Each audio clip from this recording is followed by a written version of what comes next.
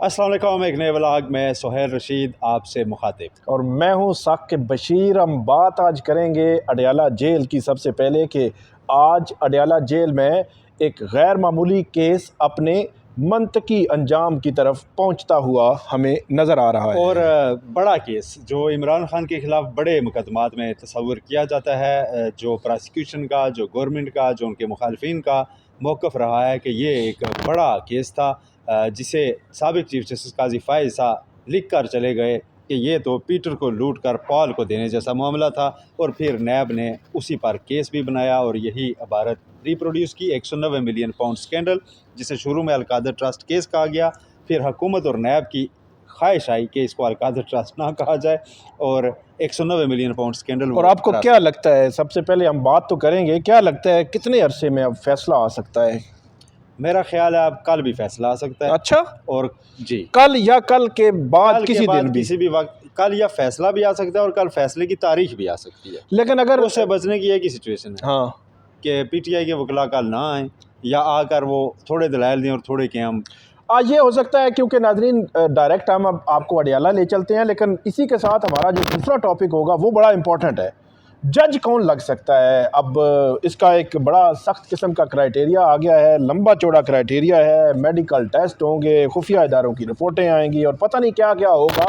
High courts, मतलब Islamabad high court समेत चारों सूबों की हाई कोर्ट्स में जज लगने हैं और हिस्सा बकदरे जुस्सा जो ऐसे लगता है कि सब ने अपने अपने जो है वो जज और नॉमिनी लेकर आगे हैं। और आपको पिछले दिनों पता चला होगा कि बड़े नाम जो है वो आगे पीछे गर्दिश कर रहे हैं कि कौन कौन जज लगेगा, लेकिन उसका क्राइटेरिया सामने आया है, उस पर हम दूसरे सेगमेंट में बात करेंगे। हाँ, और उसमें खबर ये है कि जो नाम सामने आए थे वो अब नाम फाइनल नहीं है, नाम दोबारा आएंगे।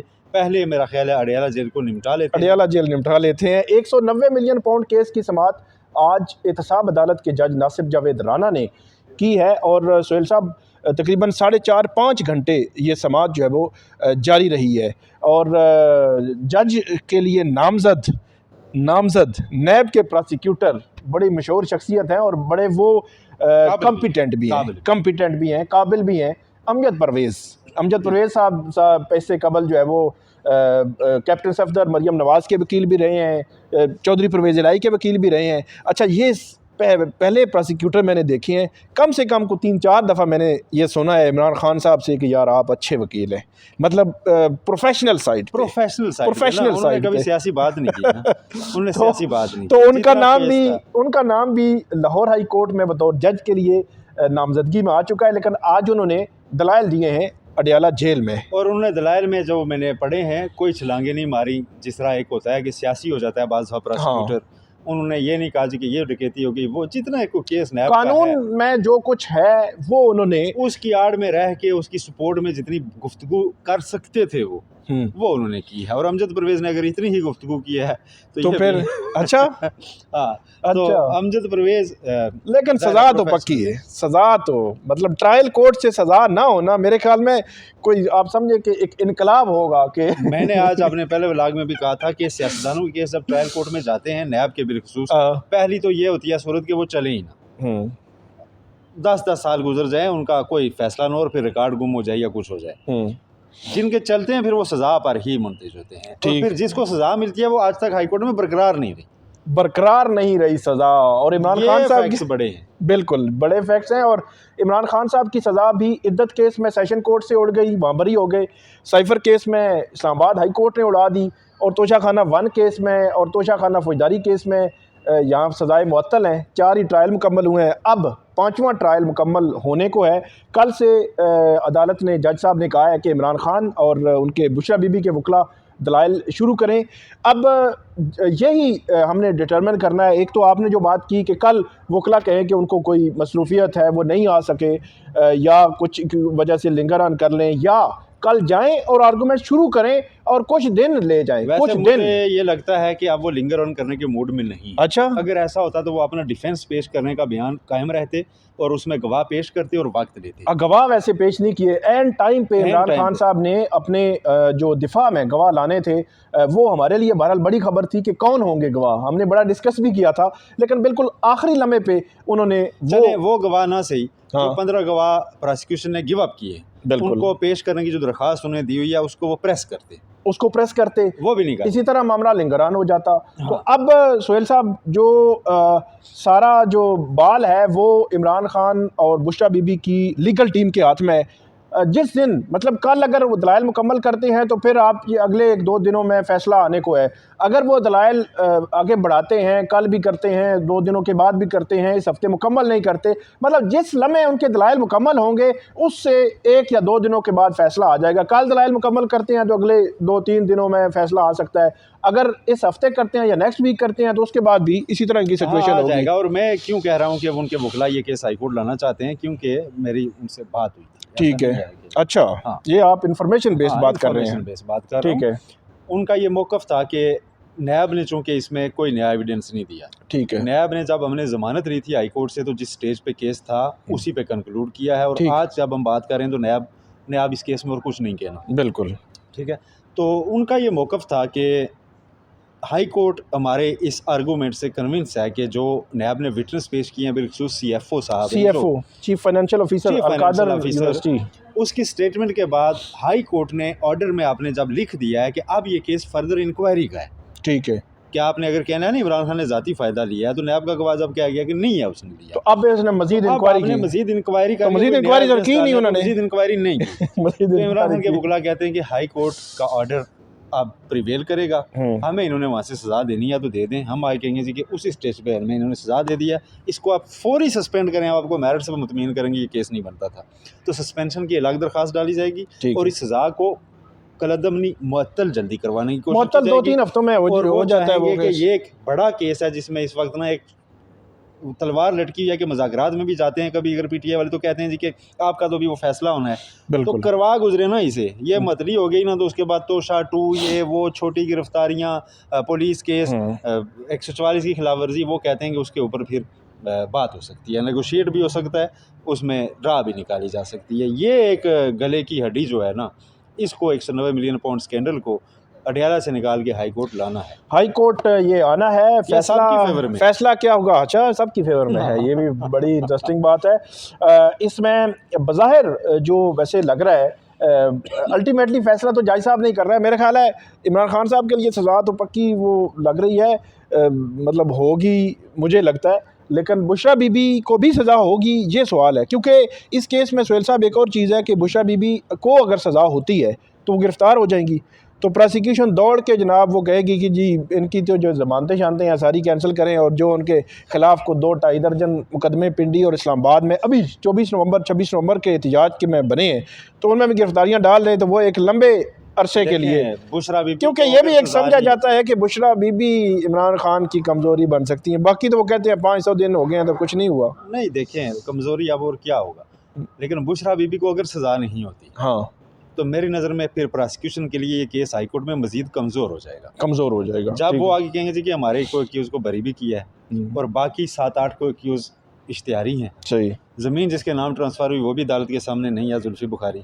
ज़मीन दूसरी जिसके नाम ट्रांसफ़र हुई इसने खरीदी फरा वो भी नहीं अदालत के सामने नहीं है, जिसको फ्रंट मैन कह रहे हैं, हाँ, जिसकी रकम थी जिसने बरतानिया में रखी हुई थी वो भी वो भी अदालत के नहीं है। सामने नहीं है, तो अकेला मुझे वो किया गया है तो सस्पेंड करें। सस्पेंशन का केस वो बिल्ड कर रहे हैं और वो सस्पेंशन का केस लाएंगे और इसीलिए उन्होंने वैसे आखिरी जो प्रोसिक्यूशन एजेंसी है नैब, शायद उस वक्त PDM की गवर्नमेंट को ये अंदाज़ा नहीं होगा कि आगे चलकर हमें ज़रूरत पड़ सकती है। उन्होंने जो ख्वाजा आसिफ की सरबराही में कमेटी बनाई थी ना कि असेस करें कि ये 6 नवंबर का था, वो शायद 190 मिलियन पाउंड स्कैंडल के अंदर इतनी और इस केस के चलते हुए स्कैंडल निकल आए हुए हैं ना कि अगर इसको खोल के किसी ने देखा ना मेरिट पे तो बड़े मसाइल आ जाने, बड़े मसाइल आ जाने। चले देखते हैं अब क्या, सारों ने अपनी अपनी जो है ना वो तलवार वापस नियाम में। बहरहाल नाज़रीन, इसमें जो सज़ा है वो तो जज साहब ने डिटरमिन करना है कि वो होगी या नहीं होगी, वो जो भी होगा वो आपके सामने हम तफसीलात रखेंगे और किन ग्राउंड्स पर आज सज़ा होनी है। के मुद्दे पे आए जी आज का जो मुद्दा है वो बड़ा अहम है, ये नाज़रीन को थोड़ा सा समझाएं, दिखाएं क्योंकि पहले ये मुद्दा है, ये काफ़ी कोई मुद्दा 12-14 पेजेस हैं और बड़ा इंटरेस्टिंग है, और इसमें इसकी पहले अहमियत बता दूं। अहमियत बताएं। आपके मुल्क में जितने भी जजेस लगते हैं सबको क्वेश्चंस रहते हैं, जितने भी हाई कोर्ट जो बाद में सुप्रीम कोर्ट आते हैं, जी आला अदलिया हाई के कोर्ट्स के जजेस, जजेस, ना डिस्ट्रिक्ट जुडिशरी वाले, वो तो बेचारे इम्तिहान देकर आते हैं। हाँ, जो ऊपर आते हैं ना कि इनकी साफ शफाफ हो अपॉइंटमेंट, ये सारा मामला। और इस वक्त 26वीं तरमीम के बाद तो वैकेंसीज हैं। सुप्रीम कोर्ट में 18 जजेस आने हैं, चीफ जस्टिस काजी फायजा की सीट खाली है, 17 नए आने हैं, ठीक है। हाई कोर्ट्स में अपॉइंटमेंट्स होनी थी और कुछ दिन पहले आपके सामने रखे थे हमने, नए नाम आए हैं और हर किसी ने अपनी अपनी मर्ज़ी का दे दिया। फिर वो डॉन ने कल बड़ा अच्छा स्टोरी छापी है कि 6 ऐसे हैं लाहौर हाई कोर्ट के जिनके बाप दादा भी, अजदाद भी जो है ना जज, अच्छा। ठीक है। उसके ऊपर बड़ी सोशल मीडिया पे सवालात उठाए जा रहे हैं।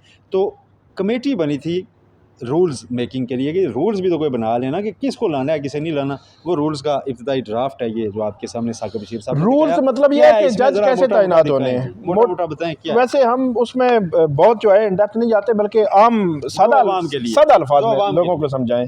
पहले तो वो कह रहे हैं जी 13 मेंबर हैं इस जुडिशल कमीशन के, उनकी वो जो रूल्स कमेटी है उसने ये कमीशन पे छोड़ा है कि इसकी खुफिया जो वोट है वो डाला जाए, मतलब कि किसी एक को नामजद किया गया है तो उसके लिए 13 बंदे वोट करें, अगर 7-8 वोट 7 बार वोट मेरे ख्याल मेजॉरिटी वोट आ जाए तो उसको जज लगा दिया जाए।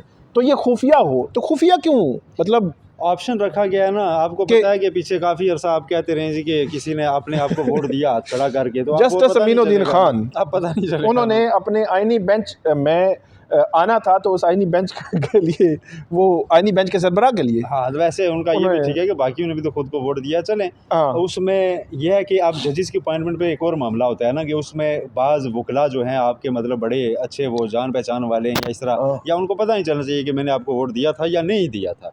तो एक तो ये चीज़ हो जाएगी, ठीक है। दूसरा फिर इसका मतलब ये है पता कि नहीं चलेगा कि वोट किसने किसको दिया है। वैसे तो बात बाहर निकल ही आती है, लेकिन एक और बात है, इसमें ये लिखा गया है कि वो इन कैमरा प्रोसीडिंग होगी, अगर ज़रूरत पड़े तो एफिडेविट ले लिया जाए, मतलब हलफ ले लिया जाए 13 मेम्बरान ये से हमारे लिए कि है। आपने ये बात बाहर नहीं बतानी। तो हमें बहुत सारे मेम्बरान ऑफ द रिकॉर्ड बता देते हैं, हम फिर घुमा फिरा के आप तक पहुँचा देते हैं। तो वो कह रहे हैं हलफ रास्ता देंगे, रोका जा रहा है। हलफ देंगे कि जो भी डेलिब्रेशंस होंगी वहाँ पे उनको आपने चलें, डिस्क्लोज नहीं करना। वो हमें ना बताएं। ये जो ज़हनी सेहत आगे क्या लिखा हुआ है आपने? ये मेडिकल और फिजिकल जो टेस्ट है या रिपोर्ट सर्टिफिकेट है वो चाहिए होगा। जो जज Economic- लगेगा उसका दिमागी तवाज़ुन चेक कराया जाएगा कि ये वैसे कोई केमिकल लोचा तो नहीं है। अच्छा सुहेल साहब, एक इन्होंने ये लिखा है कि उसकी नॉमिनेशन में लंबी चौड़ी आगे डिस्कशन करेंगे कि उसका एक बाकायदा तो होता है फॉर्म बनाया गया और ये वो।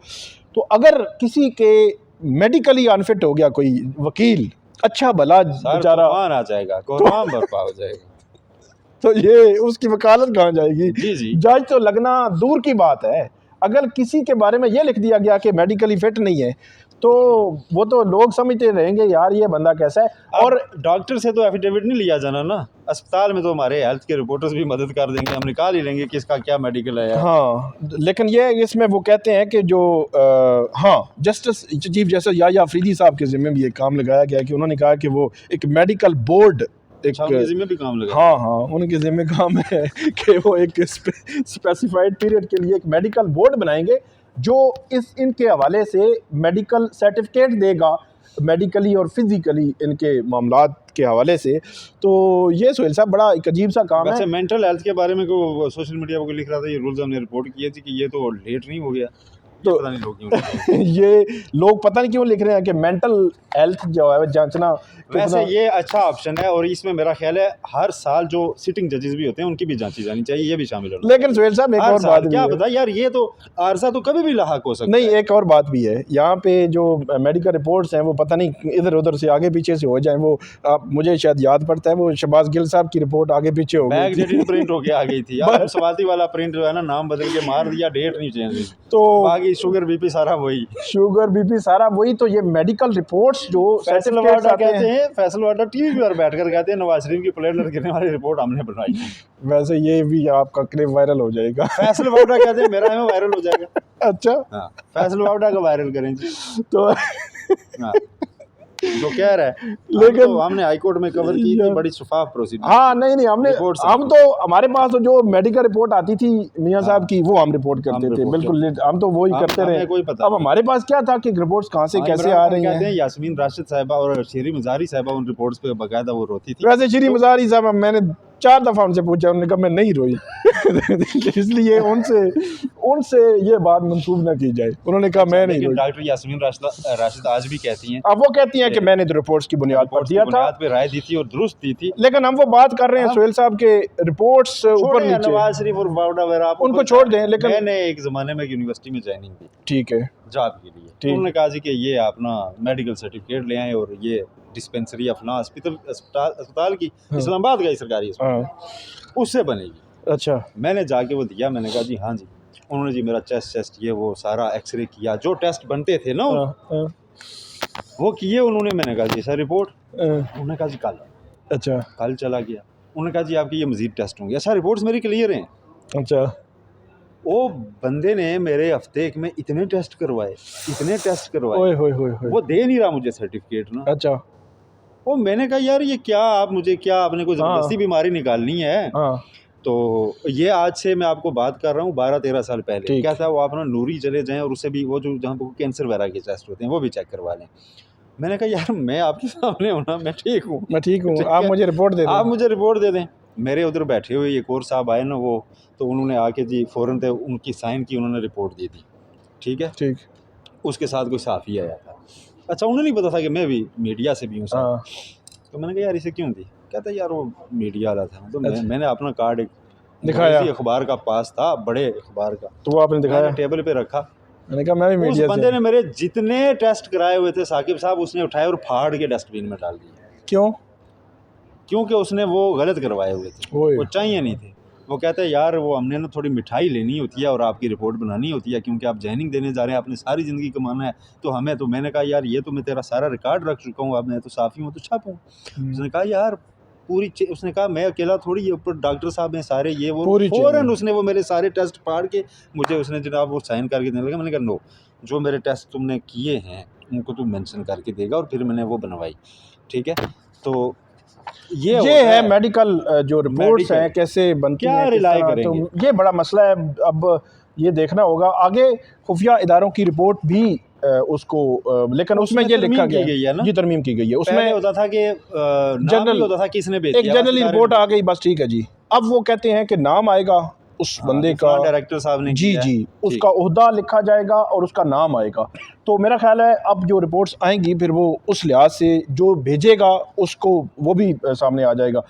इसके अलावा जो उन्होंने ज़रूरत बात की पड़ने है, पर इंटरव्यू किया जाएगा जी। अब वो तो अब जो उन्होंने जो मेंबर्स हैं जुडिशल कमीशन के, वो जो नॉमिनेशंस देंगे, उन्होंने सबसे पहले एक पूरा फॉर्म फिल करना है जिसमें उसमें हर लिहाज से कि इस वकील ने कितने किस किस कैटेगरी के कितने केसेस किए हैं, उनमें कौन कौन सी इंपॉर्टेंट जजमेंट्स हैं, वो उसने जिक्र करनी है। लंबा चौड़ा एक फॉर्म है वो, जो भी अब जो नॉमिनेशन देगा वो ये फॉर्म है, ये पूरा फॉर्म वो फिल करेंगे। इसमें हर किस्म की डिटेल होगी उस वकील की जिसका नाम दिया जा रहा है, और इसमें उनका एफिडेविट भी होगा कि जो उन्होंने जो कुछ फॉर्म में लिखा है ये दुरुस्त है ये, और उसके क्रॉस चेक भी जो सेक्रेटरी कमीशन है वो क्रॉस चेक भी करवाएंगे। इसी तरह एक और फॉर्म है कि वो जुडिशल अफसरान के लिए अलग से, जुडिशल अफसरान मतलब जो डिस्ट्रिक्ट जुडिशरी के जो नॉमिनेशंस होंगी वो भी। अच्छा सुहेल साहब, इसमें जो हम बात कर रहे हैं ये वाली कि इंटरव्यू वाली, तो ये जो जुडिशल अफसरान है उनको भी एक मेंबर, मतलब हम फिर सादा करते हैं, एक मेंबर हैं फ़र्ज़ करें फ़ारूक एच नाइक। फ़ारूक एच नाइक इस्लामाबाद, लाहौर या कराची की जो डिस्ट्रिक्ट जुडिशरी है उसमें से किसी एक जज, 2 जज या 3 जजों को मुतलका हाई कोर्ट्स के लिए नामज़द कर सकते हैं। तो इसको आप कैसे देखते हैं? ये इसमें लिखा हुआ है, मतलब ये कैसे, ये यार ये अजीब बात है वैसे। अजीब बात है वैसे कि क्यों कर सकते हैं वो अक्रॉस कंट्री दे दिया गया इख्तियार। मतलब एक जज जो है उसको कानूनी तौर पर वो किसी से मिल नहीं सकता, किसी से इस तरह इंटरेक्ट नहीं कर सकता, कि चीज़ें शेयर नहीं कर सकता, तो वो कैसे होगा? ये एक बड़ी अजीब सी बात है, और इससे मेरे ख्याल में कंप्रोमाइज़ होगी अदलिया में पहले ही। और फिर देखें जो कमीशन के पार्लियामेंट से मेंबर हैं जो कि जुडिशल साइड के नहीं हैं, वो भी डिस्ट्रिक्ट जुडिशरी के अफसर को हाई कोर्ट के लिए कर सकते हैं। अब उनके ये सियासी जमातों के सारे लोगों के केसेस लगे हुए हैं, बिल्कुल ठीक है। अब अगर वो सोचेगा यार कि ये तो कल बंदा ना मुझे हाई कोर्ट जज भी लगा सकता है, हाँ। तो उसको वो उसके मुताबिक ट्रीट करेगा और उनको जो है फेवर देगा या दूसरी साइड को फेवर। नेचुरल है ना, पता हो जब मेरे सामने आप खड़े, आपने कल मेरा वो लिखनी है जनाब रिपोर्ट, तो मैं आपके साथ कैसे पेश आऊँगा, और मुझे ये बताएं ना। अच्छा, फाइलर होना भी उन्होंने कहा है, टैक्स के मामलात भी, दलाल, वो कहते हैं जी, एक जो बात हमारे मती उल्लाह जान साहब ने निकाली इसमें कि जो दलाल उन्हें देते रहते हैं कोर्ट्स में, अदालतों में, तो उनको जांचने का कोई मयार जो है वो नहीं रखा गया इसमें कि उनको भी जांचा जाए ना वो कैसे है। लेकिन मैं देख रहा था यहाँ पे लिखा हुआ है कि जो सुप्रीम कोर्ट के या हाई कोर्ट्स के जो जजेस हैं और जो सीनियर हैं यहाँ के जो बार्स हैं, सीनियर मेंबरान बार्स के, उनसे भी इनपुट ली जा सकती है। मतलब जो कंडक्ट है, इंटेग्रिटी है, एक बंदा जो है हाई कोर्ट में पेश होता रहा है, तो हाई कोर्ट के किसी जज के सामने बार बार आप पेश हो रहे हो, तो उसका कंडक्ट कैसा है, इंटेग्रिटी कैसी है, कैसे वो आर्गूमेंट्स देता है, तो एक हाई कोर्ट का जज खामोशी से उस पर बता सकता है। इसी तरह बार के मेंबरान का भी कहा गया है कि वो भी तो मुश्किल चीज़ें देखें आ जाती है ना। अब उसमें पता चल जाएगा किसी ने कितने केसेस जीते हुए हैं, लेकिन केस जितना भी सम टाइम मेरिट नहीं होता। बिल्कुल, सम टाइम ये होता है एक अच्छा वकील, जैसे क्रिमिनल के इस्लामाबाद में एक दो अच्छे, नाम नहीं लेते, बहुत अच्छे वकील हैं, वो इतना मुश्किल केस जाके ले लेते हैं जिसपे पूरी सोसाइटी, पूरा मीडिया, पूरा मुआशरा उसके खिलाफ खड़ा होता है, लेकिन वो जाके उसे लेते हैं, उसमें से कुछ ना कुछ का जो रिलीफ बनता होता है उसको दिलवाते हैं, अपना काम वो करते हैं, ठीक है।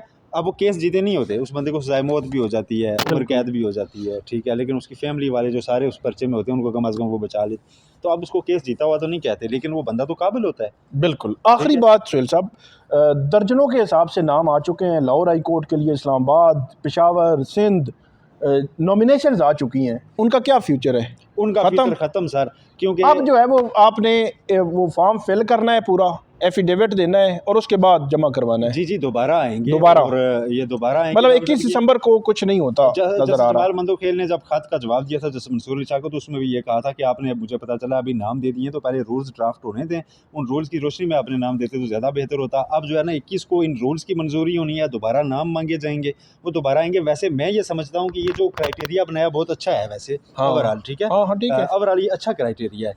तो इसके बाद ये तो एलिजिबिलिटी क्राइटेरिया हो गया ना कि कौन कौन अहल है इस जॉब के लिए। बिल्कुल ठीक। तो बजाय इसके कि आप ये नामजदगियों पे छोड़ा जाए कि जुडिशल कमीशन वाले नामजद करेंगे, आपने क्राइटेरिया बना दिया है। आप इसको, जैसे आम हायरिंग्स होती हैं, आप इसको पब्लिश कर दें। अब फ़र्ज़ किया इस्लामाबाद से एक मेंबर का, एक वकील का नाम दे दिया, किसी एक मेंबर ने नामजद कर दिया, और एक ऐसा वकील है जिसको किसी ने नामजद नहीं किया, लेकिन वो समझता है मैं इस क्राइटेरिया पर उससे ज़्यादा खरा उतरता हूँ, तो उसको भी अप्लाई करने का ऑप्शन दिया जाए। जो ऐसे लोग हों वो फिर कमीशन के सामने केस आ जाए, कमीशन उनको ऑप्शन के तौर पे देख ले बेशक कि अच्छा ठीक है, नहीं यार नामजदगियाँ तो ये हुई, लेकिन ये बंदा हमसे रह गया था, तो ये ज़्यादा मेरिट पर पूरा उतरता है, तो उसको भी कम से कम कम्पीट करने का मौका तो मिले।